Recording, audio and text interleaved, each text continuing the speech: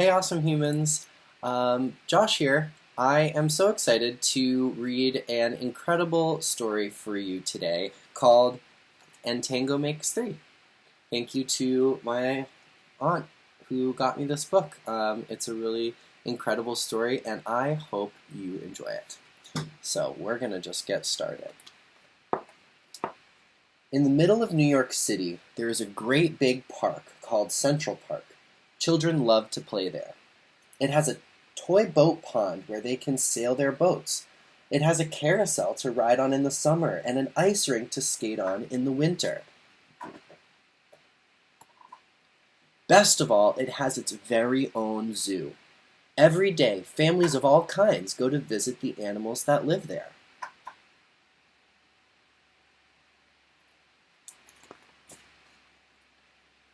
But children and their parents, I'll show you all these cool animals.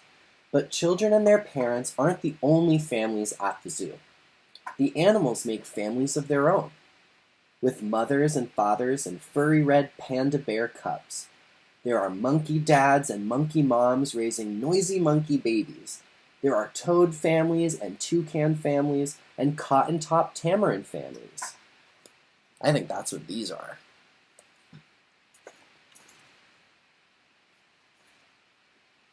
And in the penguin house, there are penguin families. I love penguins. They're one of my favorite animals. Every year at the same time, the girl penguins start noticing the boy penguins, and the boy penguins start noticing the girls. When the right girl and the right boy find each other, they become a couple. Two penguins in the penguin house were a little bit different. One was named Roy, and the other was named Silo. Roy and Silo were both boys, but they did everything together. Hi, Roy and Silo. They bowed to each other and walked together. They sang to each other and swam together. Wherever Roy went, Silo went too.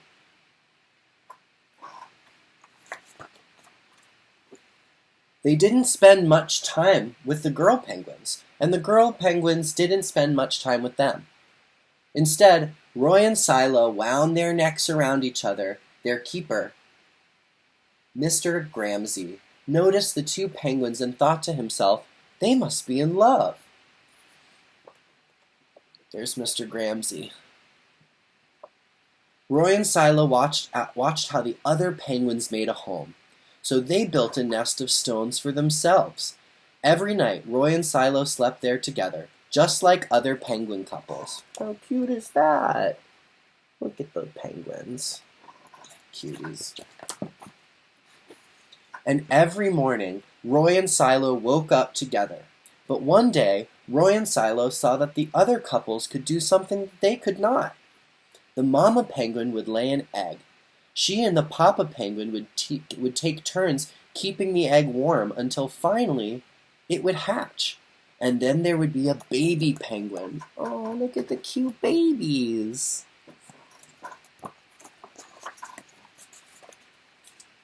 Roy and Silo had no egg to sit on and keep warm.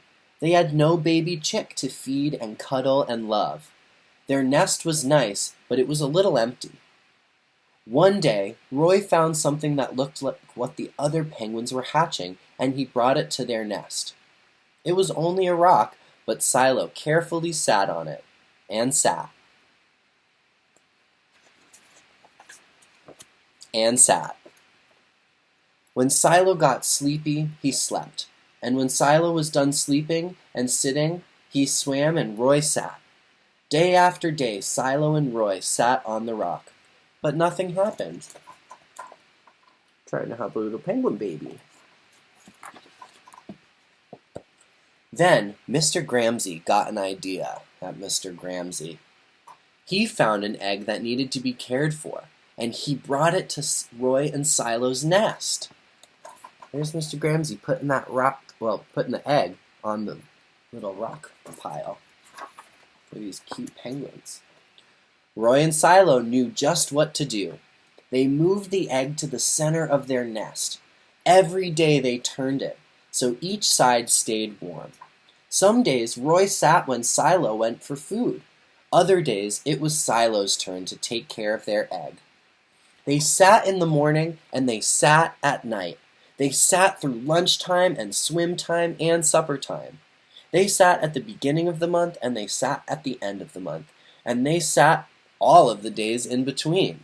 That is some care. Caring penguins. Until one day, they heard the sound coming from inside their egg. Peep, peep, peep, peep, it said. Roy and Silo called back. Squawk, squawk, peep, peep, answered the egg. Suddenly, a tiny hole appeared in the egg's shell. And then, what's going to happen? Spoiler, I think they're going to have a little baby penguin! Crack! Out came their very own baby. She had fuzzy white feathers and a funny black beak. Now Roy and Silo were fathers. We'll call her Tango, Mr. Gramsci decided, because it takes two to make a tango. That's a fun dance. Roy and Silo taught Tango how to sing for them when she was hungry. They fed her food from their beaks. They snuggled her in their nest at night. Tango was the very first penguin in the zoo to have two daddies. Soon, Tango grew strong enough to leave the nest. Roy and Silo took her for a swim, just like all the other penguin families. And all the children who came to the zoo could see Tango and her two fathers playing in the penguin house with the other penguins. Hooray, Roy! Hooray, Silo! Welcome, Tango! They cheered.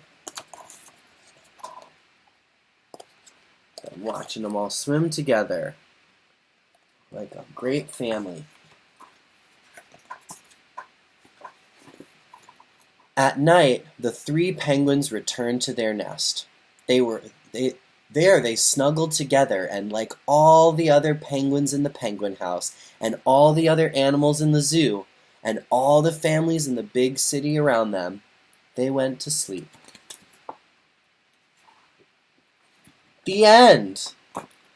I love that book. There are all types of animals and there are all types of people in the world, and you can be whoever you want to be, and don't let anyone tell you different.